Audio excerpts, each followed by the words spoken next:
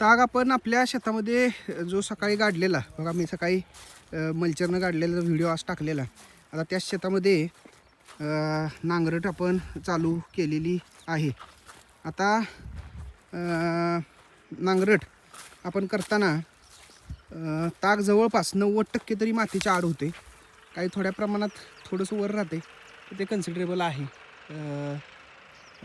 बाकी जमिनीची गुणवत्ता बघा कशा पद्धतीने आहे. चापी वगैरे कुठं तुम्हाला निघलेल्या दिसतात का? अजिबात नाही दिसणार. जमिनीची गुणवत्ता अशी आहे, ढेकूळ असा हातानं फोडायचा बघा. ही जमिनीची क्वालिटी जर तुम्ही बघितलं, ही ढेकळं निघणारी ही काही कडक ढेकळं नाहीत. ही जमिनीची गुणवत्ता अशा पद्धतीने आपल्याला राखावी लागते. आणि तशा पद्धतीने जर जमिनीची गुणवत्ता तुम्ही राखली तर जमीन चांगली पिकेल. हे बघा, ह्याच्यात होल किती आहेत बघा मातीला. हे बघा, सगळे गांडूळच तुम्हाला ह्याच्यामध्ये आहेत. आता वर जरी दिसत नसली तर ती गांडुळांनीच केलेली होल आहेत.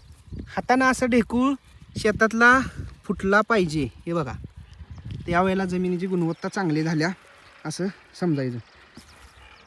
ओल आहे शेतामध्ये, कारण तागाचं पीक आपण घेतलं आहे, त्यामुळं थोडं ओल जाणवत्या. पण तरीही ट्रॅक्टरनं पलटीनं अतिशय सुंदर काम मनासारखं झालेलं आहे. आता एक 8-10 दिवस आपण ही जमीन अशीच तापत ठेवणार आणि ह्याच्यामध्ये आहे अशाच सऱ्या पडतात का बघायच्या, नाही तर रोटावेटर मारून सऱ्या पाडायच्या छोट्या आणि जमीन परत थोडी तापत ठेवायची. ह्याच्यामध्ये परत आता शेणखत घालून 7 फुटाचं प्लॅनिंग आपल्याला ह्या शेतामध्ये करायचं आहे.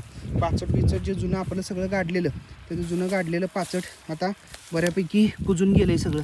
काही शेतामध्ये अजिबात पाचट कुठं राहिलेलं नाही. अशा पद्धतीनं ह्या प्लॉटचं पूर्णपणे नियोजन केलेलं आहे. तुम्हाला आत्तापर्यंत ताग गाडण्यापर्यंत जवळपास सगळ्या गोष्टी आणि आता नांगरटीचं एवढं जवळपास दाखवले. आता इथनं पुढचं पण नियोजन सगळं दाखवण्याचा प्रयत्न असेल. धन्यवाद.